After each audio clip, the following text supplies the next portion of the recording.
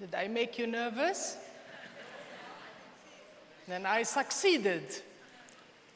Actually, this was the first class I had at the American University of Beirut when I went to study architecture. Professor Khouri walked into the class. I was nervous anyway, that was my first class. And he brought a sand clock like this one, put it on the table and said, today, this is our first class, students. Look at this clock and tell me when you get bored. So we kept looking. خلاص أستاذ زهقتنا. He said, are you bored? We said, deadly bored. Then he looked at us and he showed us something that's 20 million in front of us. أستاذ شو ال20 مليون هدول? If you graduate as an architect and you are 25 years old and you work until you're 65, you will be spending 20 million of this time doing something you hate. Do you really want to be an architect? Is it your mama that sent you here to be an architect? Is it your father who pressured you to be an architect? You know, in the Arab world, you're either an architect, محامي أو مهندس وخلصت الدنيا. And I respected two of our classmates walked out of the class. And actually, they were the most successful. Professor Khouri was one of the people who influenced me, but this is my family. Looks like any other family. We are original from Jaffa. I have to say that so not to forget. I am also a refugee. My mother is from Damascus, which leaves a big impact on you, but that's not the point. When I was a little girl, my father used to say, you have to love what you do in life. If you love to sell falafel, go out and make a falafel post. So I went out and opened the falafel sandwich on Atira Street in Ramallah. I was so successful that Abu Mazen, as you can see in the lower photo, came to buy a sandwich from me. My father kept repeating it, but of course, being a little kid, I didn't understand it was only symbolic. Now, I realized that one of the most difficult things in life really is to know what we want. My father and Professor Khouri made me have a habit of asking myself every single day, Suad, are you really doing what you love? Are you really wasting your life? And here I am very happy that you are a young crowd. And I think it's an important issue to keep asking yourself, are you doing the thing that you love in life? Don't waste your life. Just go out and do it. But I know it's not as simple as this photo shows us. We have lots of gravities. Not only the cosmos gravity that holds the Earth. We have lots of gravities in this world. Like Armstrong, we would like to get out of that gravity. But of course, it's not that easy. Ever since we were kids, they wrap us like this. Then, as Munir said, we go to school, another gravity. Our family, whom we love, is one big gravity. And you know, many of us go to therapy for many years just to get rid of the effect of my mama, what my mama told me and what my father didn't tell me. So our families, we love them, but it's a big gravity. At the end of the day, we find ourselves in a box, really in a room. It's either the school or the education or the nationality or religion or the country, all of the things that really, really put us in a box. And being Palestinian, there is even a bigger box, which is the occupation. But what I find amazing, really, is that most of these gravities I wish that a human being make a decision of a nationality when they are 18. I would have chosen to be Italian. I wish that somebody would ask me which religion you want to belong to. Probably I would say a Buddhist at this point. I wish somebody will say, you know, it is very amazing. We take credit for things that we never decided. I don't take credit for my name. I don't take credit for my sex. I don't take credit for my nationality. I don't take credit. It all came with me, a package like this, which is fine, but then one thing I don't understand, we become prisoners of these boxes. Then, احنا الفلسطينية أحسن شعب على وجه التاريخ، وإحنا المسلمين أحسن دين في الدنيا، وإحنا المسيحيين أحسن. You know what is amazing? That really we become prisoners to something we have not made a choice in the first place.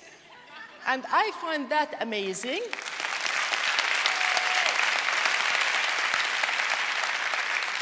And if you ask me one reason for the wars in this world, it's because of this adaptation of the gravities that we put and the society put on ourselves.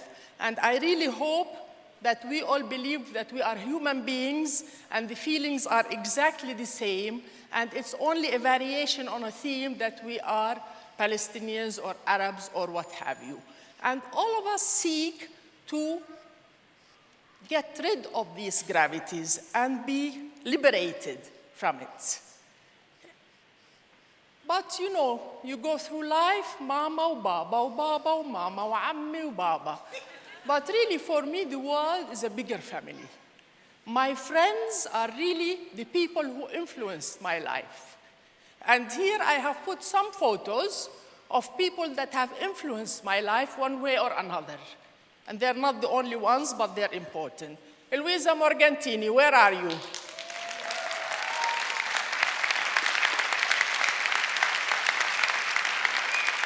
Luisa have taught me, I mean, she worked, if anybody worked for Palestine, it's Luisa Morgantini. She had taught me what social justice is all about.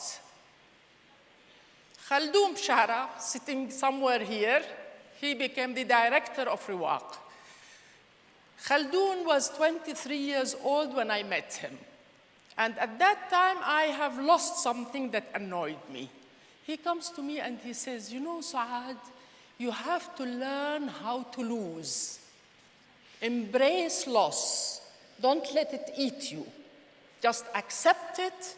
I have lost, sorry, and walk out. Thank you, Khaldoun. Khalil Rabah is an artist. He had taught me how to dream.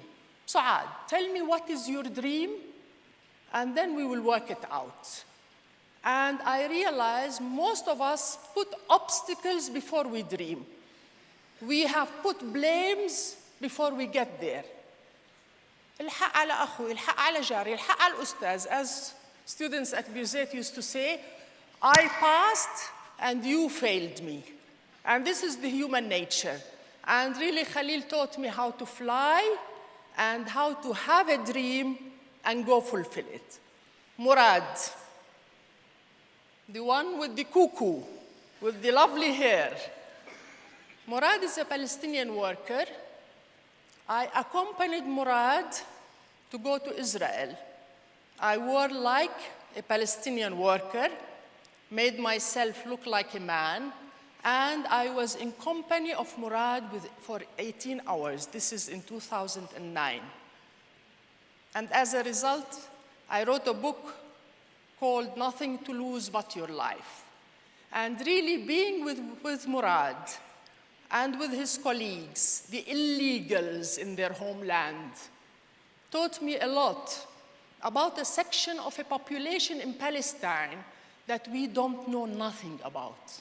Really, we don't know that these people wake up at 3 o'clock in the morning, and I walked with them 18 hours to be able to get from Ramallah to Petah Tikva. And accompanying these workers changed my life. Thank you, Murad. So I didn't get out of that class, so I became an architect. And actually, I must say, I started an organization called RIWAQ, which is a center for rehabilitation of historic buildings. And it has been there for 20 years, and I think it's one of the success stories in Palestine because of the people that work together. And I was very happy, and it became my hobby. And I think I am so lucky to have a work which is my hobby. I stopped being the director of RIWAQ 3 months ago, and if you ask me what do you want to do as a hobby, I will tell you RIWAQ. But don't be afraid, Khaldoon, I'm not coming back as the director. But when I was 50, I became a writer by pure accident. And if you ask me, thanks to Sharon, ex-Prime Minister of Israel, and to my mother-in-law. These two people made a writer out of me.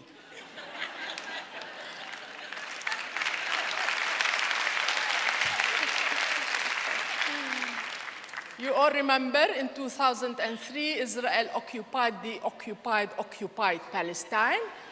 And they came, and I wake up one day, and there are 13 tanks in front of our house.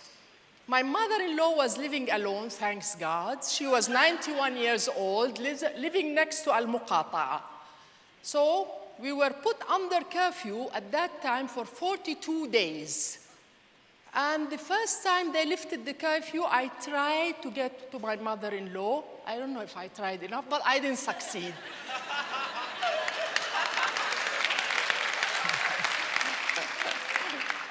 I tried another time. The army turned me back. The third time, I managed to bring Salim to come and live with me under curfew. And I ended up with 2 occupations. One inside the house and one outside the house. And I don't know, to tell you the truth, which one is more difficult.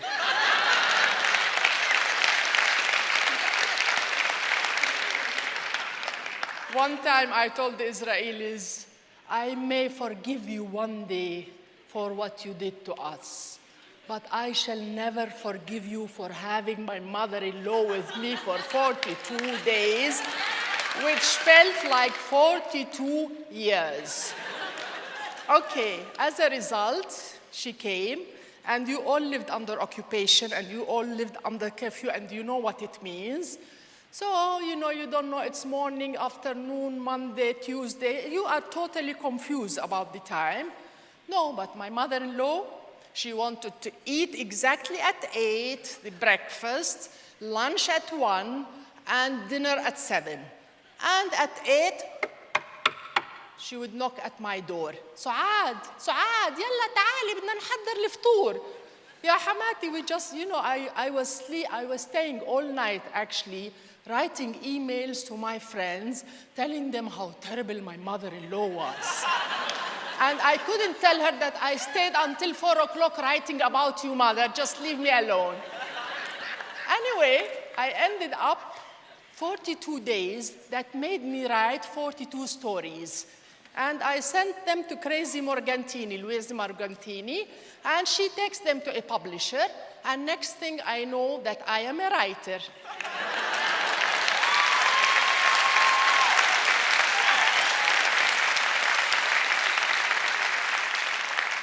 And that book, Sharon and my mother-in-law, made it into I don't know how many languages. It changed my life. It became a success.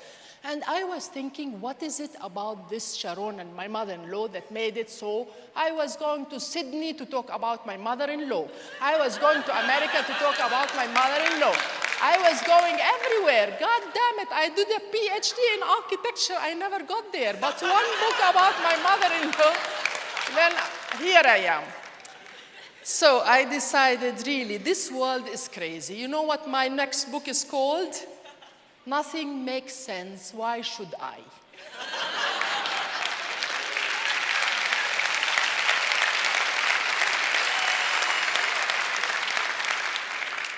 And I must tell you that because of, I have a little dog, You know, when I was a little kid, my mother liked animals, so we had rabbits, ghazal, pigeons, all kinds of animals, and we had dogs, we had cats. So I do have a very good rapport with animals, and I happen to have a little dog called Namura in Ramallah.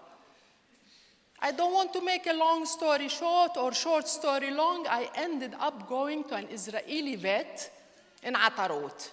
I personally don't go to Israeli doctors myself, but I find the circumstances because there was a sexist, anti-animal vet in Ramallah that I didn't like. So I decided, okay, I'm going to go to an Israeli one.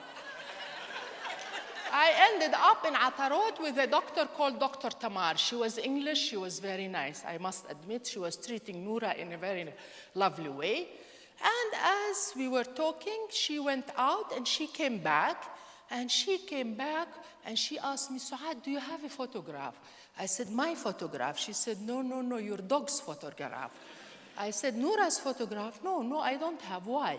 She said, we need to put it on Noura's passport. And I look at Noura, I say, Noura, Habibti, do you realize what's happening here? You have a document that 3.5 million Palestinians will kill for.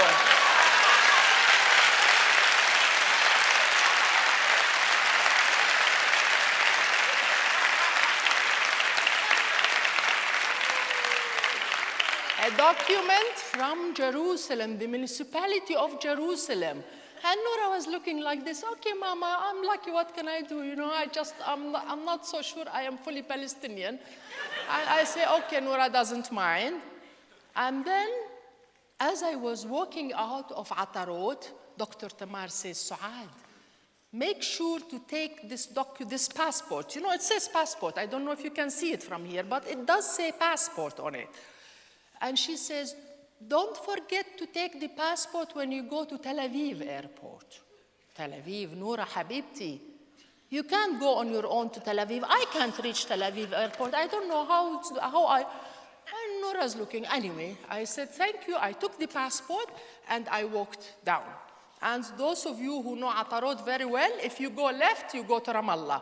And if you go right, you end up at Qalandia. So I said, Yalla Noura, let's use your passport and go to Qalandia.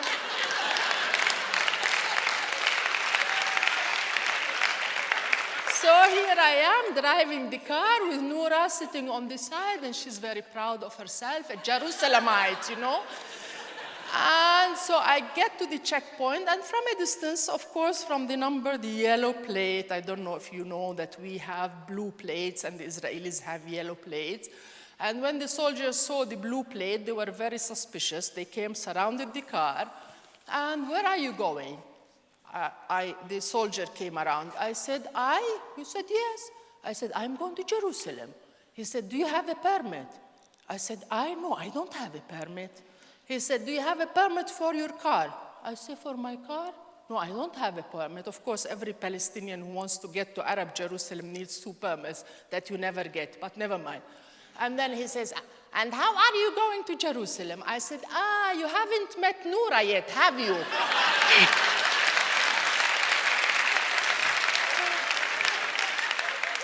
Maze. I said, you heard me, you haven't met Noura. Come, Noura, tahi habibti, tahi. So Noura comes and sits on my lap, and with her head she's going at the soldiers, yeah, we have a Jerusalem passport. So I just give it to the soldier, and I say, listen, this is Noura, you just met her. And Noura, as you can see, she's from Jerusalem. And Noura doesn't know how to go to Jerusalem on her own. And I happen to be her driver.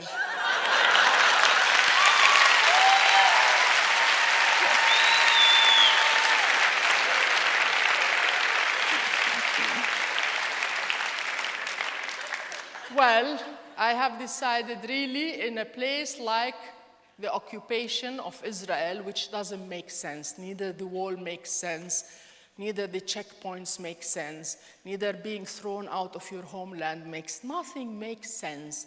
And that's why I decided that humor and making fun of the situation is the best way to survive during this occupation. Because I always say, we Palestinians, if we see everything, if we hear everything, or if we react like human beings, we will really explode. And I have decided that writing humor and making fun of the situation is the best mechanism to go through life. So, I will end up with a graph. Of course, this is the, in the Arab world, or in the world in general, you are preparing you go to school or you don't go to school until the age of 25.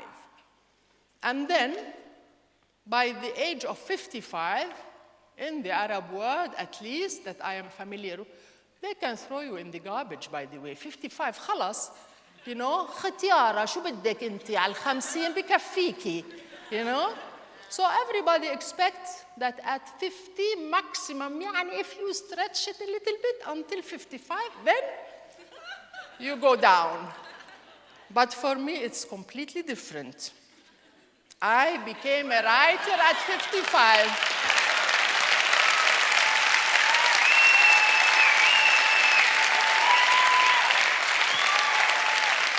And I have the future still waiting for me. I may be an actor. I might be an opera singer. I might be in a circus. Who knows? I am going to celebrate with you my birthday.